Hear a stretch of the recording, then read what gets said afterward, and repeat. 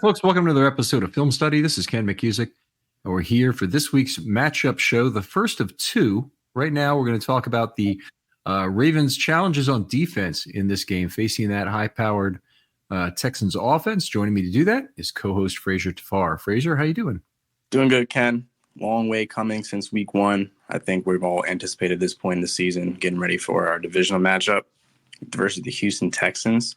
Ironically, our week one matchup this year, and both teams have came a long way since then.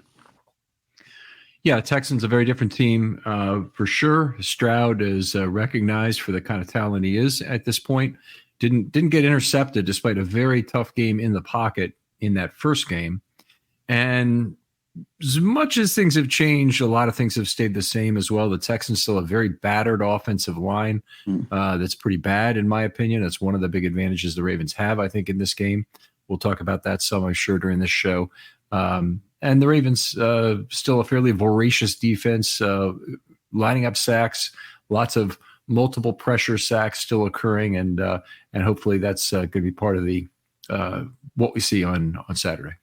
Yep, I think let's get right into the matchups. The first one I have, I think tonight we're looking to do a little more in depth since it is the playoffs.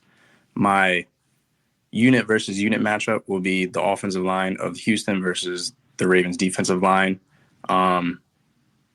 It's playoff football. This is basically where the game's won, in the trenches. We're going to look for our front four. If we put our three linemen out there and our two outside linebackers, if Houston wants to come out and run the ball, that's what we have to do. But up front is where this game is won and lost. Tunsil's a really good left tackle. I don't expect us to really be looking to put pressure on his side. I think more so on the other side, with the other tackle and interior. Looking for Matabike to take over in that sense. I don't know. I'm just excited to see how we come out aggressively, because past previous playoff games, other than the Titans win in 2020, we didn't come out hot on the defensive line and be able to control the line of scrimmage. And I think that's where we need to win the game.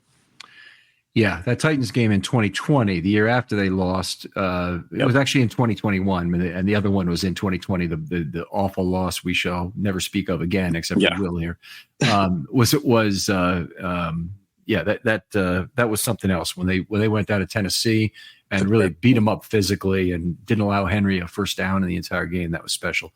That's also my big matchup for this game, is the Ravens defensive line versus the Texans offensive line. And one way I think this matchup could manifest itself is that it may allow the Ravens to basically stay in nickel if they do what they want to do. So yes, the Texans are capable of running the ball, but neither of their backs has been particularly effective this year in terms of success rate, in terms of DVOA, any of the advanced metrics. Now, PFF may show these individual running backs have decent grades, but Pierce has been awful for the year at 2.8 yards per carry. He's really had a terrible year. A lot of that may be on the offensive line. Singletary, who took the job from, has been better in terms of yards per carry. He's still a negative DVOA player, which is basically saying his rate of improving their down and distance situation has not been nearly good enough, despite a pretty decent yards per carry number that he's got. So I really look at the Texans to abandon the run pretty quickly in this game if the Ravens can prove they can stop it with 6. Now, 6 in the Ravens case means they'll be playing some big nickel. Yep. They'll have Hamilton at slot corner. And I think this is the game where you really want to try and go big against a very soft interior line. Juice Scruggs, Michael Dieter, and Shaq Mason. Shaq Mason, the only guy who's remotely good on that line, and he's a shadow of what he used to be. Michael Dieter, outsized center, who's 6 feet and kind of thin, but definitely not the kind of guy who holds up well to a Travis Jones or a Michael Pierce. And Juice Scruggs, a rookie at left guard. That's a very weak interior line they have there, and getting some pressure up the middle, getting some nice stunts working early, I think could really provide value there. But also just controlling the line of scrimmage against 3 smaller offensive linemen like that, who are really built more for pass blocking than run blocking. Exactly, and I think the main reason why Houston does have success on the ground is because defenses are scared of CJ Stroud and the passing game, because you have to respect that. So that's the real factor of the Houston's running game. I mean, I think majority of their good runs are out of shotgun, I think, if I'm not mistaken. So I think the main thing for me is I don't want one thing that was shown out on the Ravens Twitterverse is Tunsil moving early. I think the Ravens will key in on that, give the refs a little tip like, hey, watch this guy's moving, because it did affect Myles Garrett a couple times. So I think everything will be even in the playing fields. Keeping Roquan and Patrick Queen clean in the run game is going to be crucial, making sure that they can fly, make plays like they usually can. That's exactly how we're going to win this game. And like we said from the beginning, that starts with up front. If they are able to hold the line of scrimmage with 6, and really it's 7, including Kyle Hamilton, it's going to be a very difficult day for Stroud, because the Ravens take away the long pass better than any team I've seen in recent times. The last 5 games prior to the Pittsburgh game, the Ravens faced 5 top 15 quarterbacks. So it was Herbert, Stafford, Lawrence, Purdy, and Tua. Mm-hmm. Those 5 guys combined, and these are on passes of 15 or more yards, combined 16 of 48, 423 yards. That part is not bad. 1 touchdown, 3 interceptions. 47.5 passer rating against, by the way, on that. Teams are very afraid to throw deep against the Ravens, and appropriately so. When they've got 2 deep safeties and they're playing zone and looking right in the quarterback's eyes, it's not the time you want to throw deep. That's a lot of what Stroud does really well. He can pick apart a zone and do that, and so they will try and do that. I think the Ravens are different from the other defenses that they've faced pretty much all year in terms of being able to get a lot of interior pressure and a lot of pressure really right in his face to make his day difficult. With the notion of coverage, going to pivot over to my other matchup. Psychologically, I think looking at previous performances that the Ravens had in the playoffs, I think taking it up a notch includes mentally taking it up a notch as well. And I expect us in the back end to be out of the huddle, breaking out with no safety, showing 0 blitz, and then out of nowhere, dropping back into cover 2, cover 3, just making CJ Stroud not believe his eyes. And I think they did that to start the first game of the year, and they're going to continue to build on that and see what they did in the first game, maybe give him that same identical look and just throw a different coverage, or actually run the coverage that they were trying to disguise. So I think that will be beneficial in giving Brandon Stevens that opportunity to go one-on-one with Nico Collins. I think if Marlon Humphrey doesn't play this game, that's the matchup right there. If you're able to take care of Nico, that's the main guy that they're looking for. Go ahead. They're way down.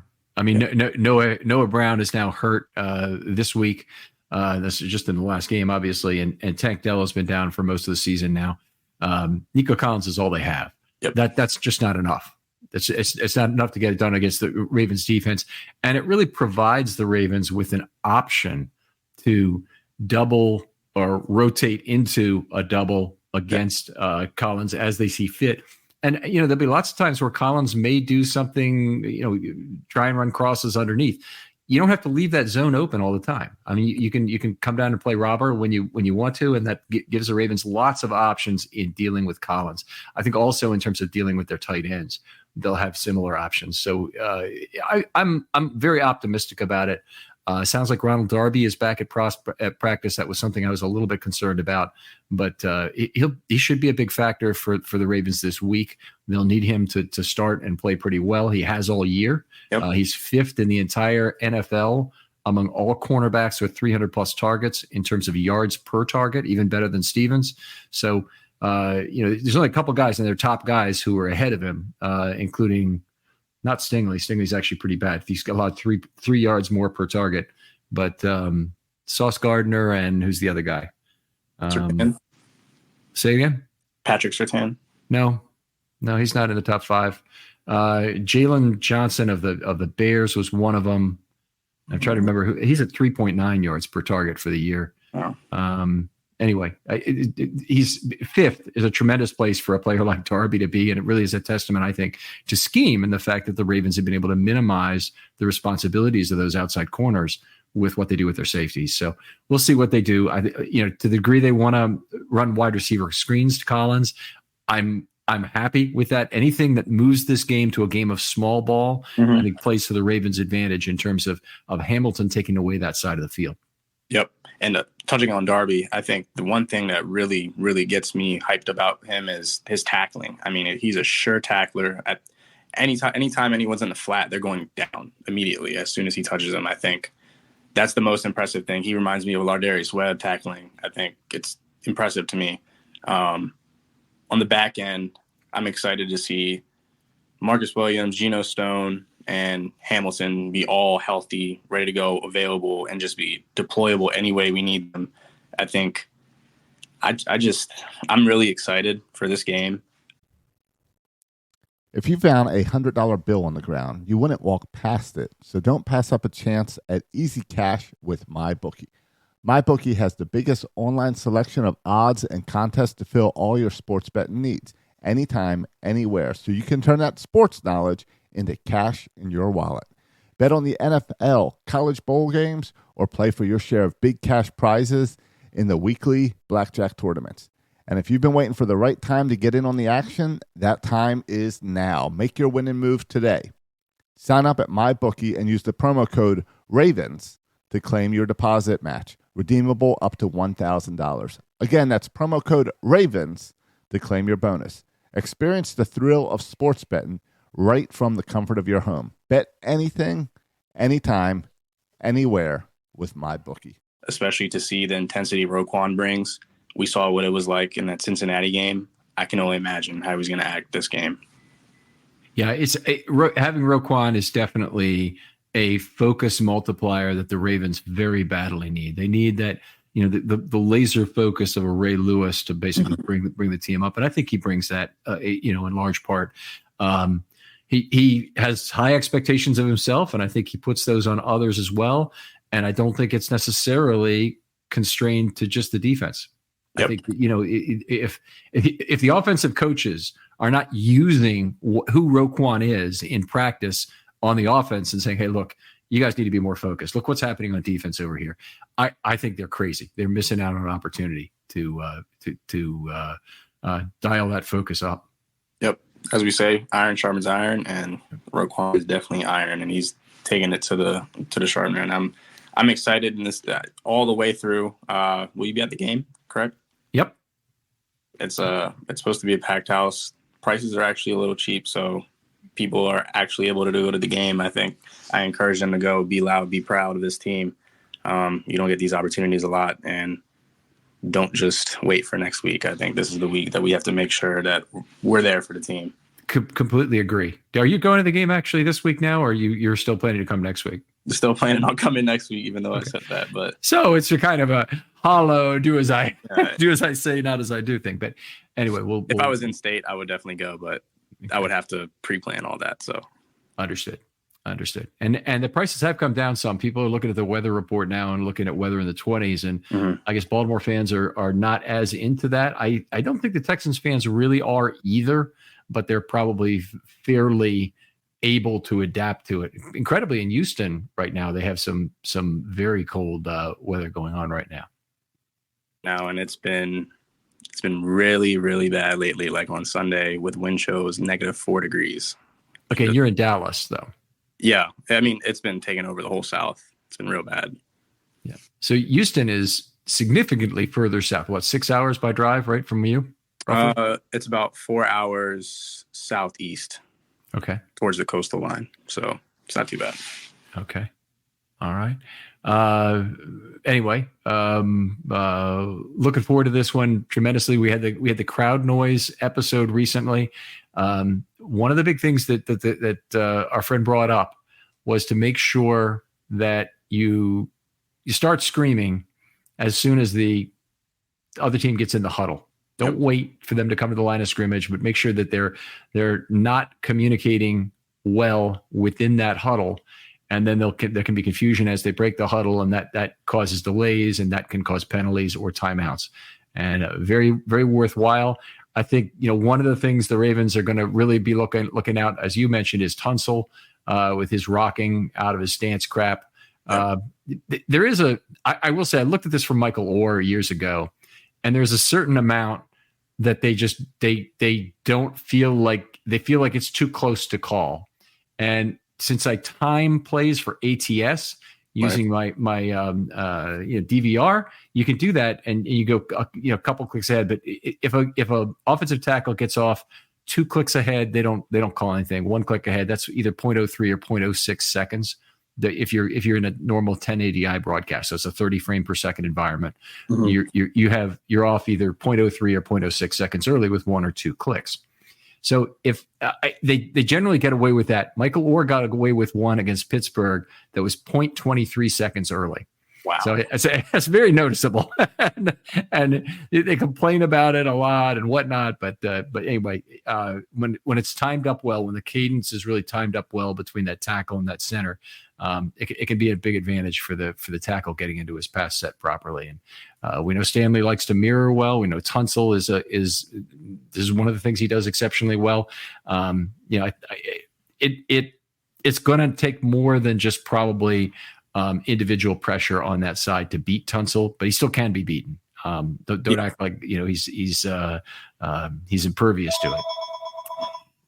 I think the stunts and confusing him with what the fronts we have, I think sending those blitzes off the edge is definitely a big key in us making sure that Tunsil doesn't stay locked in the game.